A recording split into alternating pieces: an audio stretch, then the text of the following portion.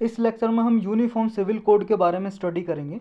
ये आपके प्रीलिम्स और मेंस दोनों के लिए इम्पोर्टेंट है। अभी रिसेंटली न्यूज़ में क्यों है? क्योंकि चीफ जस्टिस ऑफ इंडिया हैं हमारी कंट्री के, एस ए बोबडे। उन्होंने गोवा के यूनिफॉर्म सिविल कोड की तारीफ़ की है। लॉर्ड का मतलब होता है जी तारीफ़ करना है या प्रेज करना, प्रशंसा करना। क्योंकि गोवा में क्या है जी, गोवा में यूनिफॉर्म सिविल कोड है। किसके लिए? मैरिज के लिए, सक्सेशन के लिए, governing all Goans irrespective of religious affiliation.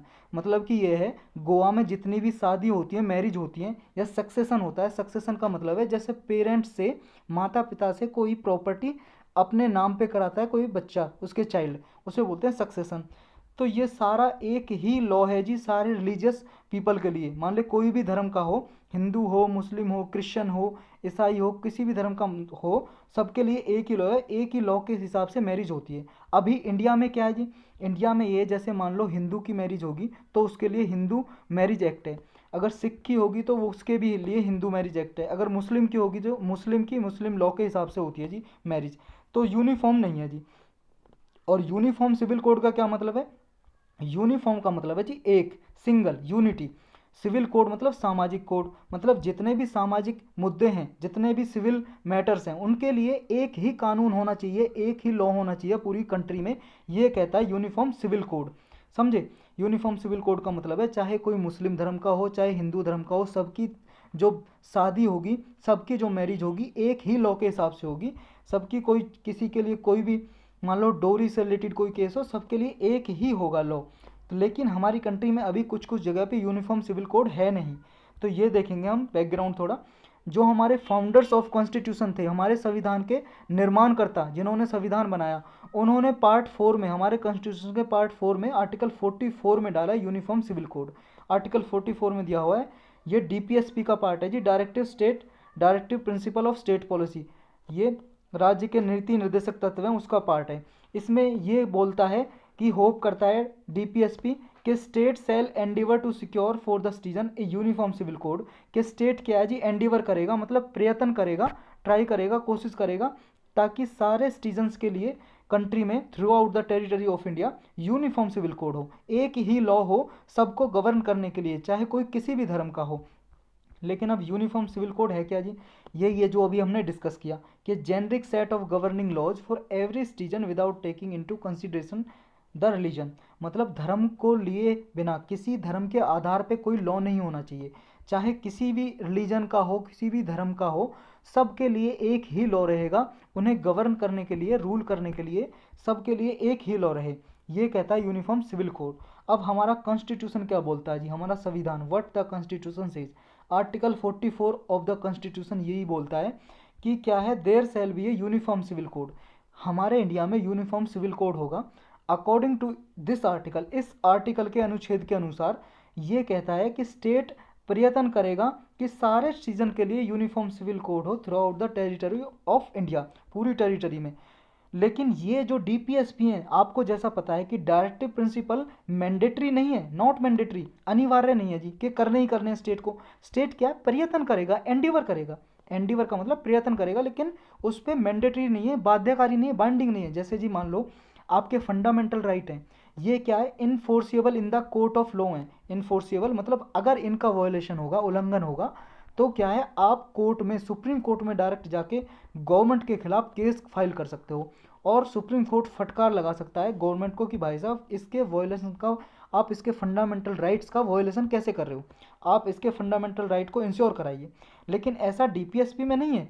अगर डीपीएसपी में जो भी लॉ लिखे हुए हैं, कुछ भी, जैसे मान लो जी यूनिफॉर्म सिविल कोड है या पंचायती राज इंस्टीट्यूशन बनाया, अगर गवर्नमेंट नहीं बनाती तो ऐसा ऑब्लिगेशन नहीं है आप कोर्ट में जा सकते हो, ना ना, इसके खिलाफ आप कोर्ट में नहीं जा सकते केस लेके।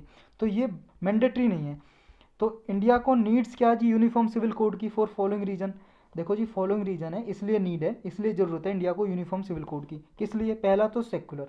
इंडिया आपको भी पता है जी सेकुलर कंट्री है। सेकुलर का मतलब है जी धर्मनिरपेक्ष या पंथ निरपेक्ष है जी। क्योंकि इंडिया किसी भी कास्ट को और किसी भी धर्म को, किसी भी रिलीजन को सपोर्ट नहीं करती जी इंडियन गवर्नमेंट। किसी भी, ना तो धर्म को, एक धर्म को सपोर्ट करती है। अगर सपोर्ट करेगी तो सारे धर्म को ही, सारे रिलीजन को सपोर्ट करेगी, अगर नहीं करेगी तो किसी भी रिलीजन को नहीं करेगी। सेकुलर कंट्री है जी हमारी। तो सेकुलर कंट्री है तो सेकुलर रिपब्लिक के लिए जी एक कॉमन लॉ की ज़रूरत होती है सारे सिटीजन के लिए। एक कॉमन लॉ होना चाहिए बिना रिलीजियस प्रैक्टिसेस के, जो सारे क्या है जी डिफ्रेंशिएट रूल्स हों बेस्ड ऑन रिलीजियस प्रैक्टिसेस, कि कोई भी धर्म के आधार पे कोई लॉ ना हो, सारे सिटीजन के लिए एक लॉ हो। दूसरा रीजन है जी यूनिफॉर्म सिविल कोड होने का, ये आप मेंस में लिख सकते हो। जेंडर जस्टिस, जेंडर जस्टिस के लिए, जेंडर जस्टिस का मतलब है जी हमारे इंडिया में आपको भी जैसे पता है क्या है, जेंडर के हिसाब से मतलब मेल फीमेल के हिसाब से लड़का लड़की के बेस पे भेदभाव होता है, डिस्क्रिमिनेशन होता है। जो राइट्स ऑफ वुमन है are usually limited under religious law, धार्मिक कानून के हिसाब से, धार्मिक रीति रिवाज के हिसाब से जो महिलाओं के अधिकार हैं वो लिमिटेड हैं, चाहे वो हिंदू धर्म हो, चाहे मुस्लिम धर्म हो, चाहे कोई सा भी धर्म हो। जैसा आपको पता है मुस्लिम धर्म में जी आपको पता होगा कि उन्हें मस्जिदों में घुसने का अधिकार नहीं होता, तो क्या है उनके साथ भी डिस्क्रिमिनेशन होता है। ऐसे हिंदू धर्म में भी बहुत सारी ऐसी प्रथाएं हैं जिनके जिससे क्या है कि महिलाओं के खिलाफ भेदभाव होता है, डिस्क्रिमिनेशन होता है। तो ये जो मैनी प्रैक्टिसेस हैं इनके लिए क्या है जी एक फंडामेंटल लॉ होना चाहिए, ताकि इनके जो महिलाओं के जो हों या चाहे किसी भी मैन के हों, फीमेल के हों, मेल के हों, इररेस्पेक्टिव ऑफ रिलीजियस प्रैक्टिसेस, उनके जो फंडामेंटल राइट्स हैं, जो मौलिक अधिकार हैं, उनका वॉयलेशन ना हो, उल्लंघन ना हो, ऐसा एक यूनिफॉर्म सिविल कोड होना चाहिए, सबको गवर्न करे। नेक्स्ट क्या आर्गूमेंट है जिसके रीजन का कि यूनिफॉर्म सिविल कोड होना चाहिए। नेक्स्ट है जी कोर्ट ने भी कई बार अपने जजमेंट में बोला है, सुप्रीम कोर्ट ने भी कई बार अपने कई जजमेंट में बोला है, डिसीजन में फैसला लिया है, जो उसने कहा है कि यूनिफॉर्म सिविल कोड होना चाहिए। एक जजमेंट आया था साहबानो केस, उसमें भी सुप्रीम कोर्ट ने कहा कि एक यूनिफॉर्म सिविल कोड होना चाहिए, एक ही लॉ होना चाहिए सभी धर्मों को गवर्न करने के लिए। अब पढ़ते हैं जी does India not already have a uniform civil code in civil matter, क्या इंडिया के पास कोई भी ऐसा लॉ नहीं है जो यूनिफॉर्म सिविल कोड को इम्प्लीमेंट करता हो, लागू करता हो किसी भी सिविल मैटर में? उसका जवाब है जी यस है, इंडिया डू फॉलो, इंडिया के लॉ हैं जी फॉलो करते हैं। कौन कौन से लॉ में? जैसे जी हमारा हो गया इंडियन कॉन्ट्रैक्ट एक्ट, ये सभी धर्मों के लिए लागू होता है जी, इसमें कोई धर्म का भेदभाव नहीं है। सिविल प्रोसीजर कोड, चाहे किसी भी धर्म का हो, किसी भी रिलीजन का पर्सन हो, सबको उस सेम सजा है जी सिविल प्रोसीजर कोड में, irrespective of any religion any caste. Sales of goods act, ये भी यूनिफॉर्म सिविल कोड को इंप्लीमेंट करता है जी। दूसरा जी transfer of property act, partnership act, evidence act, ये बहुत सारे लोग हैं जी जो यूनिफॉर्म सिविल कोड को करते हैं। लेकिन जैसे मैरिज हो गया जी, मैरिज वगैरह में, सक्सेशन वगैरह में, ये अभी यूनिफॉर्म सिविल कोड नहीं है मैरिज वगैरह को लेके, क्योंकि अलग अलग क्या है जी धर्मों के हिसाब से मैरिज होती है हमारी कंट्री में, आप लोगों को जैसा पता होगा। तो why is UCC is not desirable at this moment, अभी यूनिफॉर्म सिविल कोड की ज़रूरत क्यों नहीं है, अभी क्यों नहीं लाया जाना चाहिए? अगर मान लो आप कहते हो कि यूनिफॉर्म सिविल कोड की अभी ज़रूरत नहीं है, तो रीज़न क्या है उसके कहने के? रीज़न ये जी secularism can not contradict the plurality prevalent in the country. पहले तो आप ये प्लूरलिटी का मतलब समझो।